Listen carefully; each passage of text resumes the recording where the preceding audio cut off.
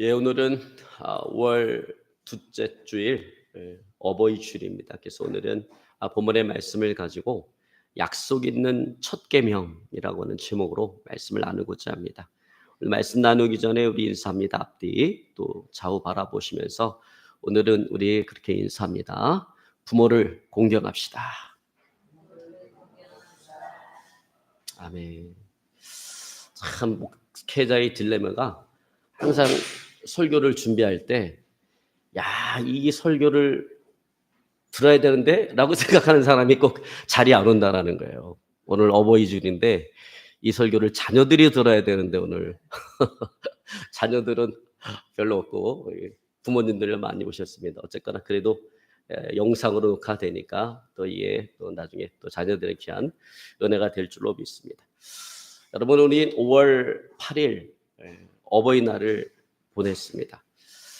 근데 이 어버이날은 한국 교회의 영향을 받아서 국가가 제정한 날입니다. 그리고 한국 교회는 미국 교회로부터 영향을 받았습니다.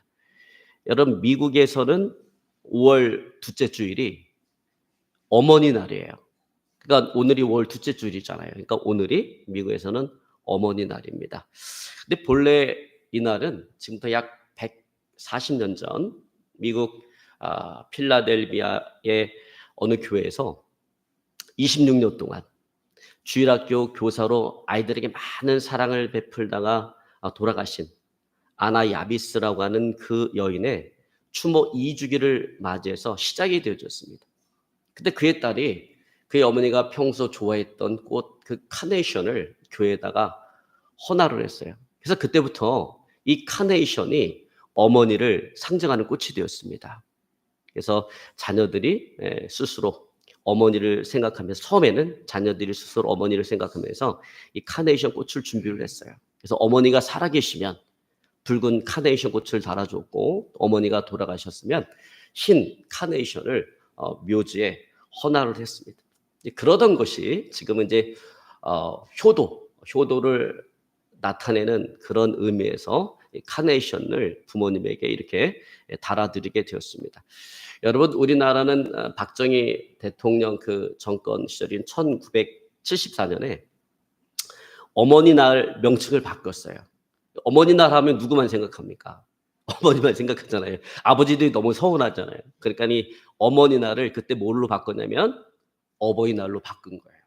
그래서 부모를 돌아보는 그런 날로 만든 것입니다. 이런 기념일을 논하면서 한편으로 생각하면 그런 생각이 들어요.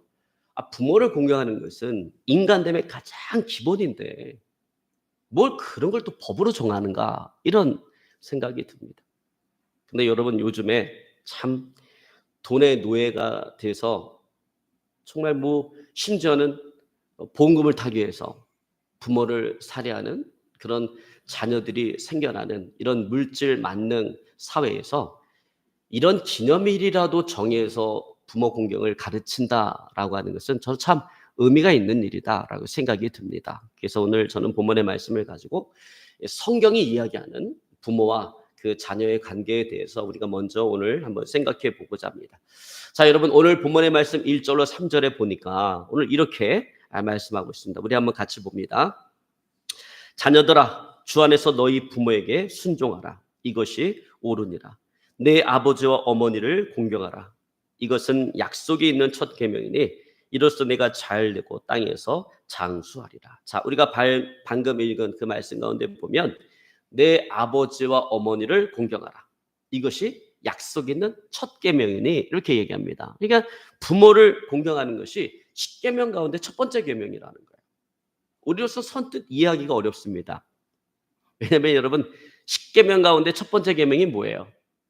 너는 나 외에 다른 신을 내게 있게 하지 말지니라. 이게 10계명 가운데 첫 계명이에요. 그러니까 내 부모를 공경하라라고 하는 것은 첫 번째 계명이 아니에요. 그런데 이것이 약속 있는 첫 계명이다라고 이렇게 이야기합니다.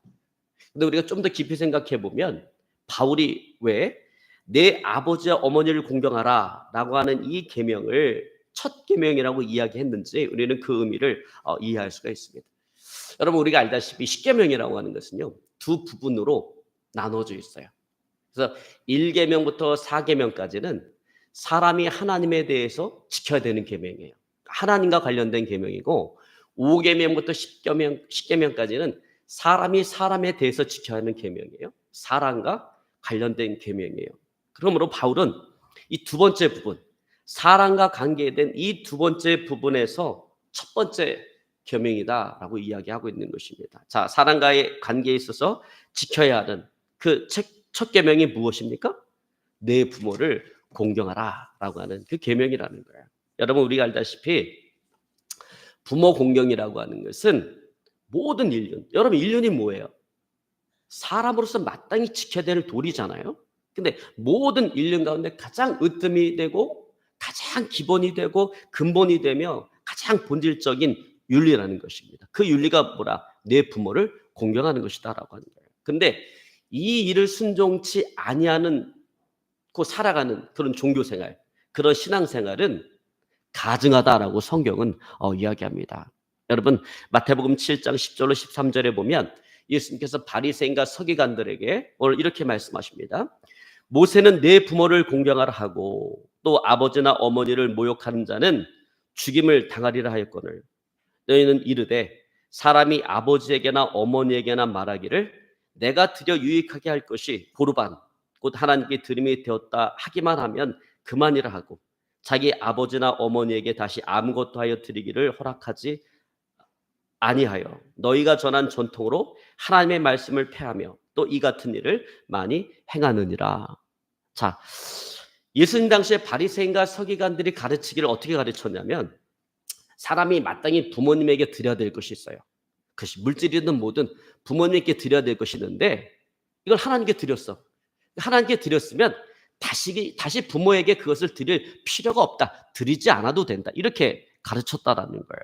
근데 그것은 내 부모를 공경하라라고 하는 그 하나님의 계명을 대적하는 행위라는 것입니다. 다시 말해서 오늘 예수님의 이 말씀은 부모 공경을 떠난 신앙생활이라고 하는 것은 있을 수가 없다라는 거예요. 그래서 하나님을 섬기는 자, 하나님을 경외하는 자는 반드시 부모를 공경하는 자가 되어져야 된다라는 것입니다. 여러분, 그러므로 하나님을 섬기는 자, 하나님을 경외하는 자는 효자가 될 수밖에 없고 효녀가 되어질 수밖에 없는 것입니다. 오늘 안타까운 것은 신앙이라고 하는 것이 이런 생활윤리와 동떨어진 어떤 것으로 생각하는 그런 경향이 강하다라는 거예요. 그냥 기도 많이 하고 하루에 기도 몇 시간씩 하고 성경 많이 보고 교회 헌신봉사하면 신앙생활을 잘한다 이렇게 생각하는 풍토가 있다라는 것입니다. 그래서 부모에게 못하는 것, 부모에게 불효하는 것을 교회에 대한 헌신으로 대신하려고 한다는 것입니다. 여러분, 그래서 자꾸 기독교인들이 위선적이다라는 얘기를 듣는 게 그랬었던 거예요. 교회 가서는 예배도 잘 드려 아멘 아멘 하고 바깥에 나가서는 세상 사람보다 못하게 살아가는 그리스도인들이 의외로 많이 있다는 것입니다. 여러분, 그것은 옳지가 않다라는 거예요. 교회에 대한 헌신이 여러분 부모에 대한 불효를 대신해 주지 않는다라는 것입니다. 보상해 주지 않는다라는 것입니다. 여러분, 그러므로 부모를 공경하는 저와 여러분의 삶이 되어질 수 있기를 오늘 시간 주로 축원합니다. 그것이 하나님께서 인정하시는 아름다운 신앙 생활인 것입니다. 여러분, 오늘날 이 시대는요 부모 공경을 하지 않아요. 부모를 공경하지 않는 그런 시대가 되었어요. 그렇게 되는 이유가 한두 가지가 아니죠. 여러 가지 이유가 있습니다. 우선 부모의 자녀 교육도 이유가 되어질 수 있습니다. 부모가 자녀를 교육할 때 제일 먼저 시켜야 되는 교육이 인성교육이에요. 근데 인성교육을 시키지 않고 자꾸 재능교육만 시켜내. 그냥 여러 가지 학원 막 보내면서 재능교육만 시켜. 그러니까 얘는 1등만 하면 모든 것들이 다 용서가 돼. 잘못한 것도 다 받아들여주고 용서가 돼. 이런 교육을 받으니까 나중에 부모를 공경하지 않게 되어진다는 것입니다. 또 어떤 것이 있습니까? 물질을 우상시하는 사회적인 풍토가 또 그렇게 만든다는 거예요. 그냥 돈만 되면 해서는 안 될 일들도 막 이렇게 저지르고 다니는 이런 사회적인 풍토가 부모 공경을 하지 않게 만든다는 것입니다. 또 세 번째로는요, 세대에서 세대로 넘어가면서 오는 이 세대 간의 관계의 단절, 또 권위의 상실, 이런 것도 이유가 되어진다는 것입니다. 여러분, 성경은 백발 앞에 일어서며 고개를 숙이라 이렇게 얘기합니다. 이게 뭐예요? 백발이 뭡니까? 우리 조길자 권사님 백발이시네. 그러니까 연세 드신 분이잖아요. 연세 드신 분 앞에 일어서라는 거예요. 젊은 사람. 연세 드신 분 앞에 일어서고 그 앞에 고개를 숙이라고 했는데 요즘은 어떻습니까? 여러분? 요즘엔 백발의 노인들이 젊은 사람 눈치를 보고 살아가야 돼요. 여러분 길거리에서 중학생이 담배 펴도 뭐라고 얘기를 못해. 여러분 옛날에는 어른들이 야단을 치면 들었어요. 부모가 안 들어도 어른들이 야단을 치면 그 얘기를 들었는데 요즘엔 야단 쳤다가 큰일 납니다. 그런 시대가 되었다라고 하는 거예요. 여러분 이게 세상의 모습이라는 거예요. 세상은 그렇다라는 거예요. 그런데 세상은 그렇다 할지라도 그리스도인들은 그래서는 안 된다라고 하는 것입니다. 그런데 오늘날 그리스도인도 별로 다를 바가 없어요. 부모를 공경하지 않는 그런 그리스도인들이 너무나 많다라는 거예요. 부모를 공경하는 그리스도인들을 찾아보기 어려운 그런 시대가 되었다라는 것입니다. 그런데 이 시간 우리가 알아야 될 것은 뭐냐면요. 부모를 공경할 줄 모르는 그리스도인은요. 정말 불쌍한 그리스도인다라는 거예요. 왜냐하면 그런 인생을 살아가면서 엄청난 손해를 볼 것이기 때문에 그래요. 자, 그렇다면 어떤 손해를 보는가? 여러분 오늘 본문의 말씀 2절에 보니까 이렇게 이야기합니다. 우리 2절을 한번 같이 봅니다. 내 아버지와 어머니를 공경하라. 이것이 약속 있는 첫 계명이니. 자 보세요. 내 부모를 공경하라. 자, 이것이 사람과의 관계에 있어서 첫 계명인데 이 계명이 어떤 계명이라고 이야기합니까? 약속 있는 첫 계명이다. 이렇게 이야기합니다. 그러니까 무슨 말이에요? 이 계명에는 약속이 있다라는 거예요. 이 계명을 지킬 때 하나님께서 우리에게 주시고자 하는 약속이 이 계명에 담겨져 있다라고 하는 것입니다. 여러분 십계명에 대해서 이야기하고 있는 게 출애굽기 20장이에요. 출애굽기 20장에 보면 십계명이 쭉 나오는데 그 십계명을 보면 항상 너는 이렇게 하라. 또는 너는 이렇게 하지 말라. 이렇게 짧은 문장으로 끝이 나면서 그 뒤에 왜 그래야 하는지 이유가 이렇게 쭉 나옵니다. 여러분 예를 들어서 제4계명이 안식일 계명이에요. 너는 안식일을 기억하여 거룩하게 지키라. 그래서 이어지는 나오는 말씀이 이는 6일 동안 내가 하늘과 땅과 바다와 그 가운데 모든 것들을 만들고 제7일에 쉬었습니다. 이유를 이야기하잖아요. 그러니까 너희들이 안식일을 쉬어라 이거예요. 안식일을 기억해서 거룩하게 지켜라 라고 하는 것입니다. 자, 그런데 십계명 가운데 사람과의 관계에서 지켜야 될 그 계명이 첫 계명이 내 부모를 공경하라 라고 하는 계명인데 왜 이 계명을 지켜야 되는지 이유를 이야기하는 것이 아니라 뒤에서 나오는 것은 이 계명을 지킬 때 하나님께서 우리에게 주시는 약속이 나타나 있다라는 것입니다. 유일하게 이 계명만 그렇게 되어 있어요. 그래서 출애굽기 20장 12절에 보면 이렇게 기록하고 있습니다. 내 부모를 공경하라. 그러면 너희 하나님 나 여호와가 내게 준 땅에서 내 생명이 길리라. 내 부모를 공경하라 이렇게 해놓고 왜 그래야 되는지 이유를 이야기하는 것이 아니라 그렇게 할 때 하나님께서 주시는 약속을 이야기하고 있다는 것입니다. 자, 이것을 바울은 오늘 본문의 말씀 3절에 그렇게 이야기합니다. 이로써 내가 잘되고 땅에서 장수하리라. 여러분 우리가 잘되기만 하고 단명한다면 여러분 그 인생이 얼마나 안타깝고 아쉽습니까? 그냥 한번 생각해 보세요. 자녀들도 잘되고 사업도 잘돼서 돈도 많이 벌어서 이제 풍족하게 쓰면서 편안하게 살아갈 만하는 그런 환경이 되어졌는데 그냥 갑자기 병이 들어가고 먹는 것도 제대로 먹지 못하고 그냥 시름시름 앓다가 갑자기 죽어버려요. 여러분 그러면 그 인생이 얼마나 안타깝고 아쉬운 인생이겠는가. 또 반대로 그냥 되는 것도 아무것도 없는데 몸까지 병들었어. 근데 너무 오래오래 살아. 여러분 하는 것마다 실패하고 되는 것도 없는데 몸까지 병들었는데 100세까지 한번 산다고 생각해 보세요. 여러분 그 인생이 얼마나 고통스럽겠어요. 얼마나 괴롭겠어요. 빨리 데려가 주지 않는 하나님 너무나 원망스러울 거예요. 여러분 그래서 부모 공경을 잘하는 사람에게는 이 두 가지 축복이 겸해서 주어진다라는 거예요. 어떤 축복입니까? 땅에서 잘 되는 축복. 뭘 하든지 땅에서 잘 되게 하신다라는 거예요. 그리고 건강하게 오래오래 사는 축복. 여러분 장수한다라고 하는 것은요. 단순하게 오래 산다는 얘기가 아니에요. 건강하게 오래 산다라는 거예요. 여러분 병들어서 오래 살면 힘듭니다. 여러분 힘들어. 병원에 이 침대에 갖고 막 이 지병으로 막 6년, 7년 이렇게 있다가 생각해 보세요. 얼마나 이게 고통스러운가. 그러니까 자녀들은 절대로 부모님 연명치료 이거 신청하시면 안 돼. 얼마나 괴롭겠어요. 그래서 저는 우리 아이들한테 미리 얘기해요. 절대로 연명치료 신청하지 마라. 나 자연사 하고 싶다 그냥. 살다가 그냥 자연스럽게 이렇게 가고 싶다. 이렇게. 여러분 그렇습니다. 우리가 부모를 공경한다라고 하는 이런 약속이 있다라는 거예요. 땅에서 잘 되고 건강하게 오래 산다라는 것입니다. 여러분 이것이야말로 쓰지 않는 삶 아니겠습니까? 여러분 그러므로 부모된 우리가 정말 이 자녀들이 잘 되기를 소망한다면 정말 자녀를 사랑한다면 자녀에게 가장 먼저 가르쳐야 되는 것이 뭐냐면 부모 공경을 가르쳐야 된다라는 거예요. 정말 그들의 미래가 잘 되어질 수 있도록 부모 공경을 가르쳐야 된다는 것입니다. 여러분 절대로 있는 거 없는 거 자녀에게 다 투자하고 나중에 버림받는 그런 부모 되지 마시기 바랍니다. 여러분 요즘에 그런 부모들이 얼마나 많아요. 그냥 아이 잘 키워보겠다. 너 많이도 낳잖아. 딱 한 명만 나갔고 한 명 나갔고 얘한테 온갖 투자를 다 했는데 뭐 교육도 시키고 유학까지 보내고 왔는데 그런 부모의 은혜에 대해서 나 몰라라고 하는 자녀. 나중에 부모 늙고 힘들고 가진 것 없고 이렇게 됐을 때 그냥 어디 요양시설 같은 데 맡기고 찾아오지도 못하게 그냥 이사를 떠나가는 그런 자녀들. 왜 이런 일이 벌어지는 것입니까? 전 교육에 문제가 있다. 자기밖에 모르도록 가르쳤기 때문에 그렇게 되어지는 거예요. 여러분 그러니까 자녀가 천륜을 거역하는 것은 저는 자녀의 문제가 아니라 저는 부모의 문제다 이렇게 생각합니다. 부모의 잘못이다라고 생각합니다. 여러분 그러므로 자녀에게 부모 공경을 가르쳐야 되는데 그럼 어디서부터 해야 되는가? 어디서부터 가르쳐야 되는가? 여러분 그것은요. 부모의 권위를 인정하는 것에서부터 시작되어져야 된다라는 거예요.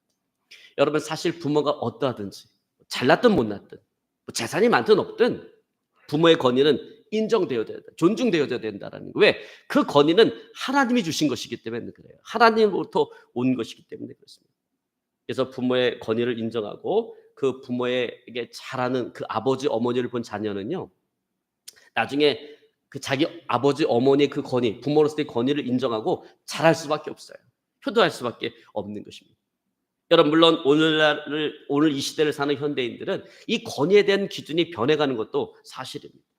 어떤 개인의 능력, 힘 이것이 권위의 표준이 되어져 가고 있어요. 그래서 그 사람의 인격성보다 그냥 얼마나 많은 재정적 능력을 가지고 있는가, 그가 얼마나 영향력이 있는 큰 힘을 가지고 있는가, 이게 권위의 기준이 되어져 가고 있다라고 하는 것입니다.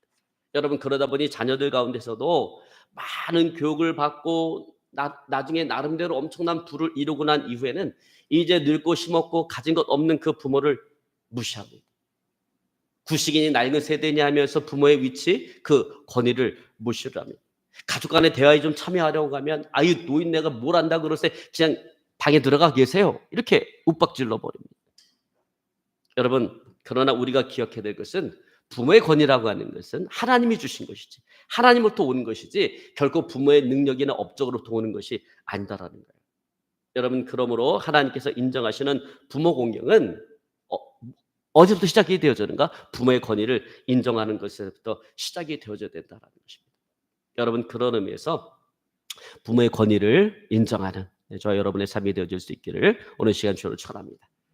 자 여러분 그렇다면 어떻게 하는 것이 부모의 권위를 인정하는 태도인가? 그렇다면 그럼 어떻게 하는 게 부모의 권위를 인정하는 것인가? 여러분 구체적으로 한 가지 제가 예를 들어서 이야기하자면 이런 거예요. 여러분 나이가 들면요. 궁금한 것도 많고 의문이 나는 것도 되게 많아요. 여러분 그럴 때 이제는 뭐 힘없고 가진 것도 없고 늙었다고 해서 그냥 그냥 알 필요 없어요. 그냥 가만히 앉아 계세요. 이렇게 이야기하는 것이 아니라 충분히 이해하고 마음 편해질 수 있을 때까지 친절하게 상세하게 계속해서 설명해 드리는 거예요. 여러분 이것이야말로 부모의 권위를 인정하는 구체적인 삶의 모습인 것입니다. 그러니까 여러분 부모 공경이라고 하는 것은 말로부터 시작이 되는 거예요. 말로 공경하고 그것이 행함의 공경으로 이어져 나가야 되는 것입니다. 그러면 여러분 말로 공경하시기를 바랍니다. 말을 따뜻하게 잘해야 돼요. 윽박지르는 것이 아니라 부모가 편안한 마음을 가질 수 있도록 말에 공경을 하고 그것이 행함의 공경으로 나가야 되는 것입니다. 그래서 저와 여러분의 삶의 모습 되어질 수 있기를 오늘 시간 주를 축원합니다. 이제 마지막으로 정말 자녀를 부모를 공경할 줄 아는 그런 자녀로 만들기 위해서 자녀에 대한 오늘 부모의 태도에 대해서 생각해보고 오늘 말씀을 정리하기 원합니다. 자 여러분 오늘 본문의 말씀 4절에 보면 자녀에 대한 부모의 태도에 대해서 오늘 이렇게 이야기하고 있습니다. 또 아비들아 너희 자녀를 노엽게 하지 말고 오직 주의 교양과 훈계로 양육하라. 여러분 이 말은 부모가 가정에서 자신의 노여움을 자녀에게 풀지 말라라고 하는 거예요. 여러분 흔히 어른들이 생활고에 시달리고 바깥에서 어려운 일을 만나면 안에 긴장감이 생겨요. 근데 그 긴장감을 집에 와서 아이를 훈육한다라고 하는 명분 아래 아이들에게 그 자신의 그 노여움을 풀어내는 경우가 있습니다. 화풀이를 하는 경우가 있어요. 여러분 그것은 화풀이를 하는 것이지 결코 주의 교양과 훈계가 아니다라는 거예요. 제 얘기하는 거예요. 저도 어렸을 때 아이들 키우면서 그 참 지금은 뭐 엄청나게 하니까 하나님 후회를 회개 많이 했는데 그 아이들한테 막 바깥에 뭐 스트레스 엄청나게 받을 때가 스트레스 받으면 바깥에서 풀고 들어와야 되는데 그 스트레스를 갖고 그냥 집에 왔는데 아이들이 뭐 실수해서 잘못했어. 그럼 때는 이따다 해 갖고 그냥 훈계한다 하는 그 명목하에서 너무 가하게 너무 과하게 그렇게 한 적이 있습니다. 그래서 어느 날 그렇게 하고 종아리 때리고 멍들었잖아요. 밤에서도 미안하다니까 제 마음 편하자고 이렇게 발라주니까 나중에 아이들이 커서 저한테 그렇게 얘기하더라고요. 아빠가 그때 발라줄 때 무슨 생각 들었는지 아냐고. 무슨 생각. 그런 거 발라줄 걸 왜 괜히 때리고 난리를 치고 약을 발라주고 난리를 치고 야단이야 이런 생각을 했다고 그러더라고요. 여러분 그렇게 해서 안 된다라는 거예요. 여러분 그런데 이렇게 정당하지 못한 대우를 받고 아이들이 자라게 되면 알게 모르게 마음에 상처를 입게 되어지고 사람에 대한 분노의 감정을 가지게 되어지고 그것은 결국 타인을 향한 복수의 감정으로 흘러갈 수밖에 없습니다. 여러분 시대가 흘러가면서 흘러갈수록 분명하게 나타나는 현상 가운데 하나는 뭐냐면 사람들이 자신의 감정을 통제하고 조절하는 능력이 현격하게 떨어져 가고 있다는 거예요. 그래서 아무것도 아닌 일 가지고 사람들의 생명을 빼앗는 일들이 얼마나 비일비재하게 나타나고 있습니다. 대낮에 역주행을 한다든지 이유 없이 방화를 한다든지 자기가 기분 나쁘다라는 이유로 상관이 없는 관계도 없는 사람들에게 묻지마 폭행을 가한다든지 이런 일들이 벌어진다는 거예요. 여러분 이런 일들이 왜 벌어집니까? 저는 오늘 여기에 답이 있다고 생각해요. 너희 자녀를 노엽게 하지 말라라고 했는데 자녀를 노엽게 만드는 거예요. 아이가 어리고 힘이 없다고 해서 아이를 함부로 대하는 것입니다. 여러분 아이가 어리고 힘이 없고 어리다라고 하는 이유로 어린 자녀들 놀게 하는 것이 아니라 정말 그 아이들의 심령, 마음을 잘 헤아리고 살피는 저와 여러분의 삶이 되어줄 수 있기를 오늘 시간 주를 축원합니다. 여러분 사실 기독교 가정에서도 모두가 다 분주한 삶을 살아가요. 똑같죠. 세상 사람 살아가는 거나 교회 다니는 사람이 살아가는 거나 세상 살아가는 것은 다 똑같습니다. 그러다 보니까 가정에서 자녀들을 이렇게 먹이고 입히고 또 돈을 들여서 학교를 보내고 학원에 보내고 또 일요일이 되어지면 주일이 되어지면 헌금을 준비해서 주고 교회 가서 예배 드리고 와라 이렇게 권면하는 것도 사실은 만만치 않은 그런 일입니다. 근데 여러분 그리스도인들은 여기서 멈추지 말고 한 걸음 더 나아가야 된다라는 거예요. 자녀들을 육신적으로 돌보는 거 대부분 우리가 자녀들을 육신적으로 돌보면 할 도리 다 한다고 생각을 합니다. 근데 자녀들 육신적으로 돌보는 것에 그치지 말고 그들의 그 마음을 돌봐야 된다. 그 마음과 심령을 주의 말씀으로 양육하는 데까지 나가야 된다는 것입니다. 여러분 그런 의미에서 절대로 자녀들 앞에서 해서는 안 될 말이 있어요.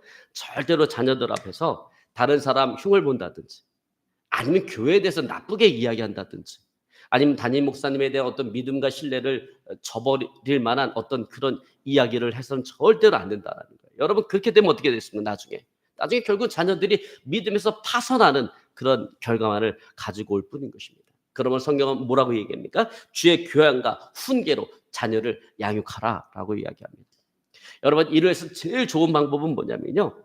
가정에서 가족끼리 기도하는 거, 찬양하는 거, 예배하는데 자녀들을 참여시키는 거예요. 그래서 같이 고민을 나누고 기도 제목을 나누고 같이 기도하는 거예요. 가족들이 같이 기도하는 거예요. 그리고 가정에서 예배드리면서 말씀을 가르치고 또 은혜 받은 말씀을 서로 나누고 또 잠언 25장 11절에 보면 이렇게 얘기합니다. 경우에 합당한 말은 아로새긴 은쟁반에 금사가 아니라 이렇게 얘기합니다. 여러분 상상해 보세요. 아로새긴 은쟁반 위에 금사가 한번 탁 놓여져 있다고 생각해 보세요. 여러분 얼마나 아름다워요.